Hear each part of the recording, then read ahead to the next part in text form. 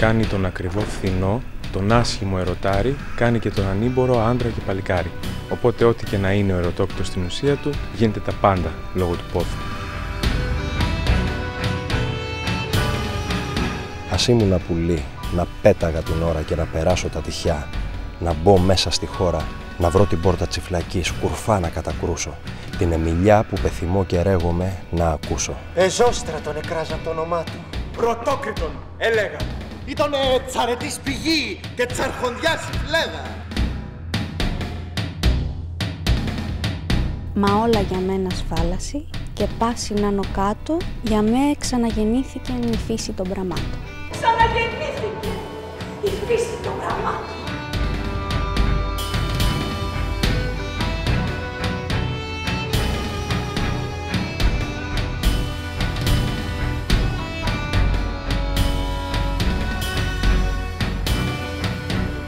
Ω ριζικό ακατάστατο, αναπαϊμό δεν έχεις, μα επά και εκεί σαν πελελό περιπατείς και τρέχεις.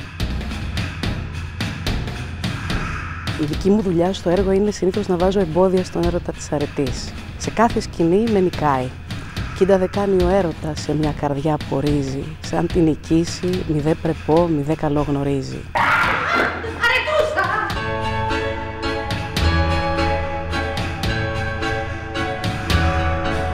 Μοίρα, δεν σε φοβούμαι πλέον και ό,τι κι θέλεις κάμε. Κι αν με γυρεύγεις να με βρεις, λέγω σου πώς πάμε.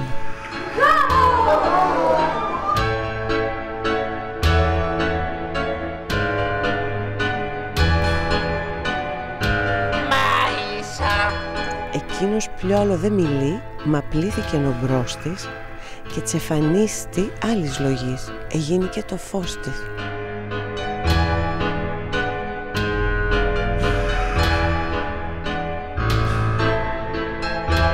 Αυτό που με συγκινεί ιδιαίτερα στο έργο είναι ο τρόπος με τον οποίο οι δύο βασιλιάδες, ο Ηράκλης και ο Βλαντίστρατος, αντιμετωπίζουν την απώλεια των δύο παιδιών. Γιατί θεωρώ πολύ αντρίκια σκηνή, ομηρική. Χαρά πολύ είναι ο βασιλιός, σου πήρε και όλοι οι άλλοι. Παίρνει και το ζημιό ήλθε γιατροί, πια μεγάλη.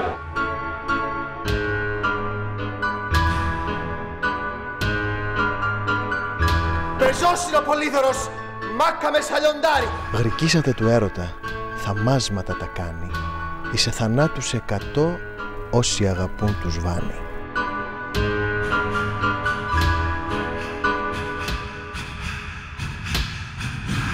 Όταν ο ερωτόκητος βγαίνει από τη φυλακή, έχοντας συναντήσει την αρετούσα, στην κατάσταση αυτή που βρίσκεται, λέει και μέτια όψη απόμεινε, που η πένα το μελάνι, η γλώσσα, η χέρα, το χαρτί, να σας το πει δεν φτάνω.